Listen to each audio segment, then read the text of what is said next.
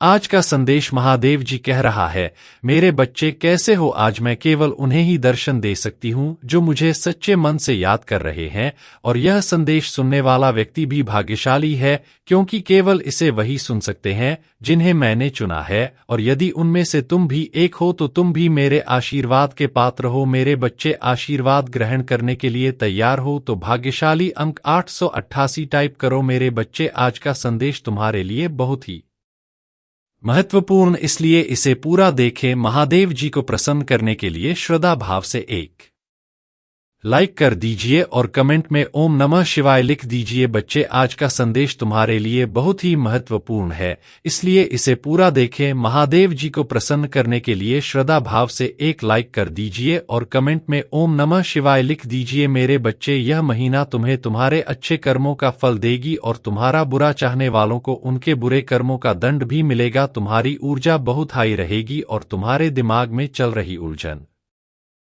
हमेशा के लिए खत्म हो जाएगी। तुम्हारे दिल में जितना भी दुख है, जिसको तुम समाज से छुपा कर रख रहे थे, जिन लोगों के खिलाफ तुम हमेशा चुप रहे, अब तुम्हें ऐसे मौके मिलेंगे जब तुम खुलकर अपनी बातें कर पाओगे। जिन लोगों ने तुम्हें तकलीफ दी है, उन्हें पलटक जवाब दे पाओगे। अब तुम अपने दिल की बात खुलकर सबके सामने करोगे मेरे बच्चे, और तुम्हारी लाइफ में चाहे कुछ भी हो जाए, चाहे तुमसे कोई बात करे ना करे, साथ दे या ना दे, फिर भी तुम अपनी जिंदगी में खुश रहोगे और आने वाली खुशियां तुमसे अब कोई नहीं छीन सकता है। ना तुम्हारी किस्मत, ना ग्रह नक्षत्र, कोई भी तुम्हारे अच्छे कर्मों का फल तुमसे नहीं छीन सकता। मेरे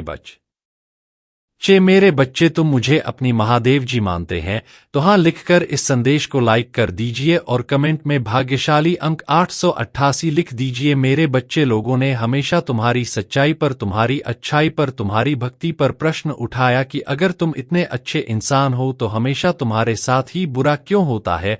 लोगों ने तुम्हारा साथ छोड़ दिया कि अगर यह सच में सच्चा व्यक्ति होता जितना यह दिखावा करता है, तो इसकी महादेव जी इसके साथ इतना बुरा ना होने देती। एक वक्त पर तुम अपने वजूद पर प्रश्न उठाने लगे थे कि महादेव जी, क्या मैं जीवन में कभी कुछ हासिल नहीं कर पाऊंगा? मैं अपने जीवन के साथ क्या कर रहा हूं? यह मोड़ या रास्ते मुझे किशोर लेकर जा रहे हैं, मुझे कुछ समझ में नहीं आ रहा है। हर तरफ, हर जगह सिर्फ मेरे शत्रु ही है।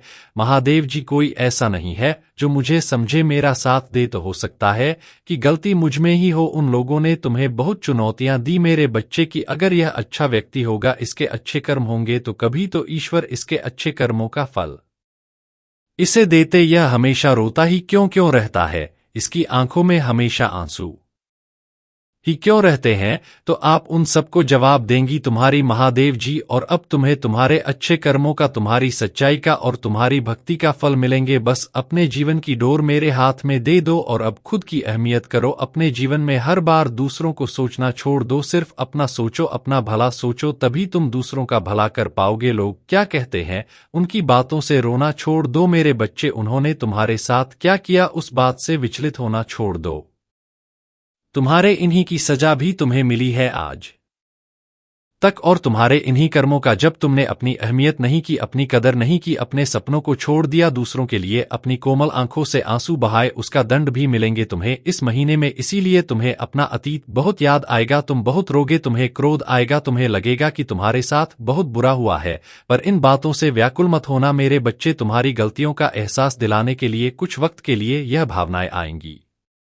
यह नकारात्मक भावनाएं तुम्हारे ऊपर कभी हावी नहीं होंगी। तुम्हें बस अपनी गलतियों का एहसास दिलाना चाहती हूं मैं कि अब अपनी शक्तियों को पहचानो, उन शक्तियां को जिनसे तुम्हारे शत्रु डरते हैं और इसीलिए वह तुम्हें नीचे खींचने की कोशिश करते हैं। वे तुम्हें बुरा भला इसलिए नहीं बोलते क्योंकि तुम बुरे व्यक्ति हो, वह चाहते हैं कि तुम अपनी असलियत भूलकर अपना लो कि तुम बुरे व्यक्ति हो और तुम टूट जाओ। इसलिए उनके बिछाए जाल में मत फंसना। कोई लाख तुम्हारा बुरा चाह ले, पर तुम एक पुण्य आत्मा हो जिसने इस जन्म में नहीं ना जाने कितने जन्मों से मेरी भक्ति करके बहुत पुण्य कमाया है और तुम्हारे उन सारे अच्छे कर्मों का फल देंगी तुम्हारी महादेव जी। इतना यकीन रखो, तुम्हारे जीवन में एक स्थिरता आएगी मेरे बच्चे, तुम्हारा स्वास्थ्य ठीक होगा और अचानक से ही बहुत बड़ी खुशखबरी मिलेगी तुम्हें जिसके बारे में तुमने सोचा भी नहीं होगा। और तुम्हारा बुरा सोचने वालों का, जिन्होंने तुम्हें अपमानित किया, तुम्हारे चरित्र पर प्रश्न उठाए, तुम्हारी सच्चाई पर प्रश्न उठाए मेरे बच्चे, उनके मुंह पर एक जोरदार तमाचा पड़ने वाला है जिसके बाद वह कभी तुम पर प्रश्न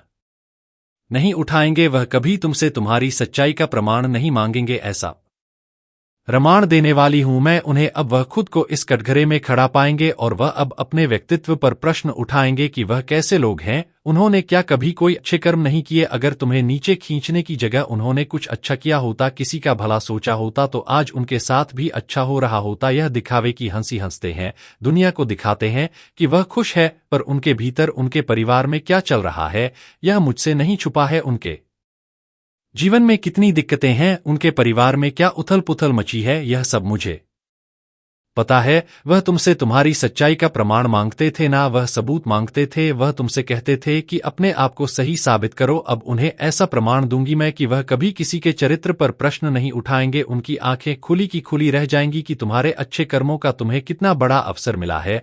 तुम्हारे पास शायद पैसे नहीं होंगे तो तुम दूसर भला कर सको, लेकिन तुमने हमेशा दिल से दूसरों का अच्छा सोचा है, हमेशा दूसरों का दुख दूर करने के लिए हर संभव कोशिश की है, हमेशा मुझसे प्रार्थना की है, और मेरे लिए वही बहुत है। तुम्हारे एक एक शत्रु को जवाब देने वाली है तुम्हारी महादेव जी। तो उन लोगों के बारे में सोचना छोड़ दो अब, और आज के दिन ध्यान जरूर लगाना, 7 चक्रा मेडिटेशन जरूर करना मेरे बच्चे। तुम जहाज पर भी बैठकर मेडिटेशन करोगे, उस जगह को सबसे पहले नमक के पानी से साफ कर लेना, सारी नकारात्मक ऊर्जाओं को दूर भगा देना। कपूर का दिया जलाकर अपने सर से 7 बार घुमाकर उसे रख देना, उससे तुम्हारे भीतर की सारी नकारात्मक ऊर्जा खत्म हो जाएगी। उसके बाद घी का दीपक जलाकर मेरे सामने, मेरी प्रतिमा के सामने या कहीं भी बैठकर मुझे याद करके ध्यान लगाना। आज के दिन 7 चक्र करना बहुत जरूरी है तुम्हारे लिए। वह आगे आने वाले कष्टों से तुम्हें बचाने में बहुत मदद करेगा, और तुम मुझे और यूनिवर्स को यह दिखाओगे कि तुम अब अपना ख्याल रखते हो। इसलिए मेडिटेशन जरूर करना मेरे बच्चे। आज मैं बहुत प्रसन्न हूं। मैं तुम्हें यह बताने आई हूं कि पूर्व समय में तुमने जो भी बुरे कर्म किए थे, उन सब की सूची खत्म हो गई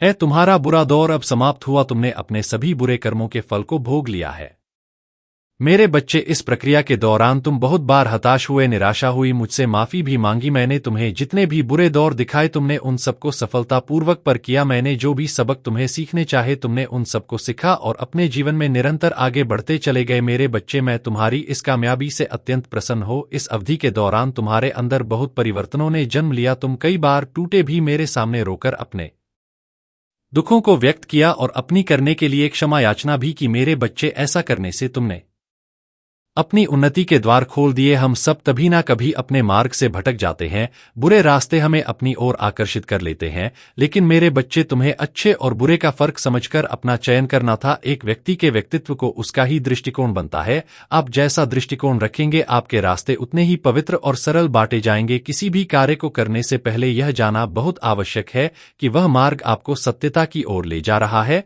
या नहीं। आपका एक चयनित मार्ग आपके भविष्य को निर्धारित करता है। इसलिए मेरे बच्चे, मैं बार बार आपके जीवन में प्रवेश करती हूं और आपको सत्य के मार्ग पर चलने के लिए प्रेरणा भी देता हूं। आप में से कुछ तो मेरी बातों को समझकर अपने मन को सकारात्मक बना लेते हैं, लेकिन जो व्यक्ति मेरे प्रेम से समझाने पर भी नहीं समझता, वह मेरे दंड का भागी बनता है और उसे मेरे रौद्र रूप का सामना करना पड़ता है, और वह अपने जीवन में कष्ट का भागी बनता है। और फिर शुरू होती है उसकी यात्रा, जो उसे बार बार कष्ट पहुंच जाती है। मेरे बच्चे, वह अब अमित मार्ग से बाहर नहीं आ जाता और सत्य का चयन नहीं कर लेता, और जब वह अपने पापों का प्रायश्चित नहीं कर लेता है, तब उसे मेरी कृपा दृष्टि प्राप्त होती है। और आज तुमने इस कठिन यात्रा को पार कर लिया है और पुनः सत्य के मार्ग पर अग्रसर हो चुके हो। भेंट स्वरूप में तुम्हें आपका मनचाहा वरदान देता हूं। तुम्हारी जो भी इच्छा है वह अगले 1 हफ्ते में पूरी अवश्य होगी। तुम हमेशा सत्य के मार्ग पर यूं ही बने रहे और अपने से जुड़े सभी लोगों का भला करते रहे। तुम्हारा कल्याण अवश्य होगा मेरे बच्चे। यह महीना तुम्हारे सारे कर्म धर्म के फल देगा। तुम्हें तुम्हारी आध्यात्मिक शक्ति बढ़ेगी। देवों के देव महादेव, ओम नमः शिवाय।